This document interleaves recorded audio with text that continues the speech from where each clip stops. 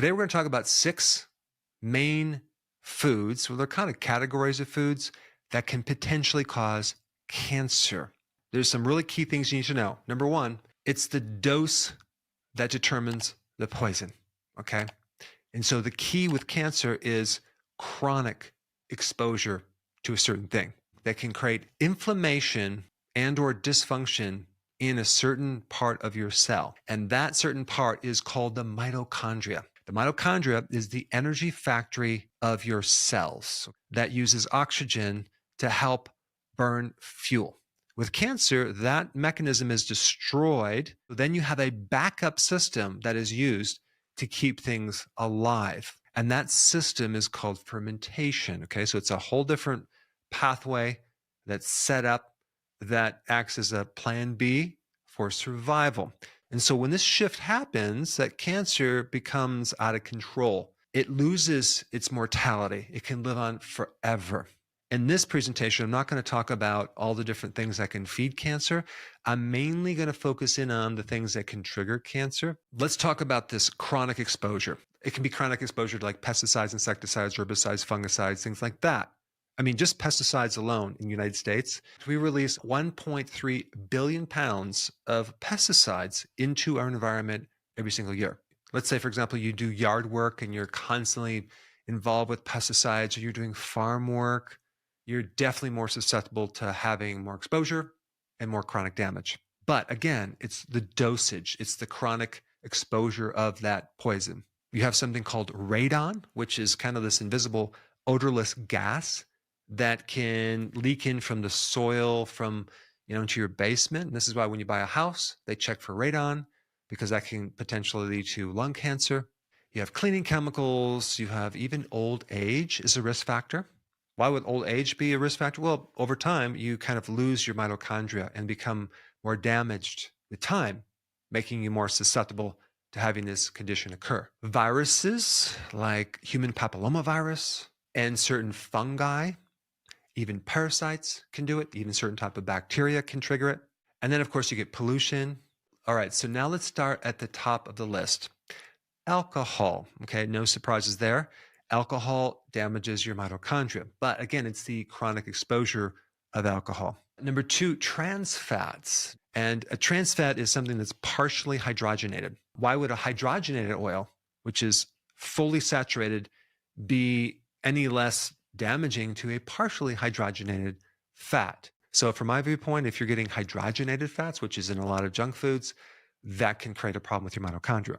Number 3, burnt or charred meat. There's 2 chemicals that are generated when you burn meat, HCA and PAH, like on the charcoal grill. A couple other things you can do to counter that, you can add garlic to your meats, rosemary, certain spices to help lower the risk factor. Then you have something else called AGEs. What is AGEs? It stands for Advanced Glycation End Products. What is that? That is a compound created when you combine a protein with a sugar under heat, or a protein with a fat under heat. So a couple of examples of that would be barbecued ribs, right? You're heating up these barbecued ribs and you're creating this advanced glycation end products. So there's kind of a situation where the protein fuses together and it can create all sorts of inflammatory processes, especially with your mitochondria. Now, what about heated protein and fats? Well, you have ice cream. You cook this protein with the fat and you create these AGEs, right? And then you're consuming this ice cream on a regular basis, like a lot of people do.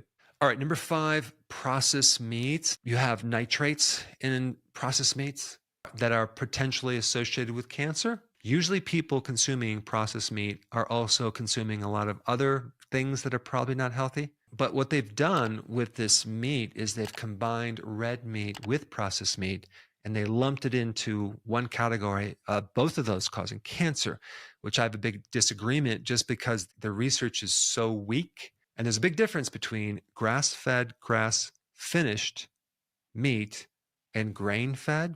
There's a big difference between red meat and processed meat. And what if you eat red meat without nitrates? So anytime you look at things that cause cancer, you'll see that red meat stuck in there. And so that's one factor that I disagree with, especially since there's nothing in the healthy version of red meat that has been evaluated with any substantial scientific studies that show evidence of it being damaging at all. In fact, I know a lot of people heal their bodies by consuming red meat because there's a lot of things in there that are beneficial. All right, and number 6, ultra-processed foods, okay, aka junk foods. They rebranded junk foods as ultra-processed foods. It sounds a lot better, but the actual foods are not a lot better. Now, remember I talked about chronic exposure, right? Well, guess what? 50% of all of our calories are ultra-processed foods. When we talk about ultra, we're talking about extreme. When we're talking about processed, we're talking about turning something that started out natural into something that doesn't even resemble what it started out to be.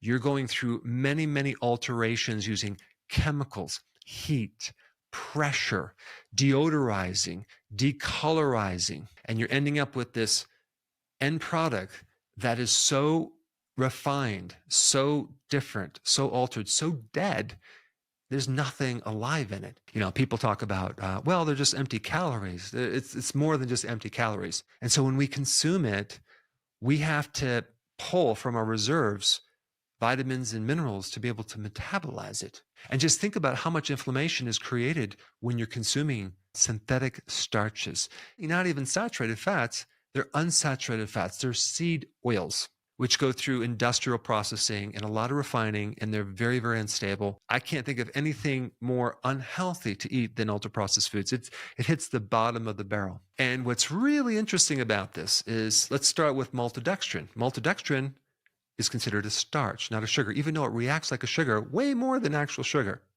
On the glycemic index, it's way, way, way high.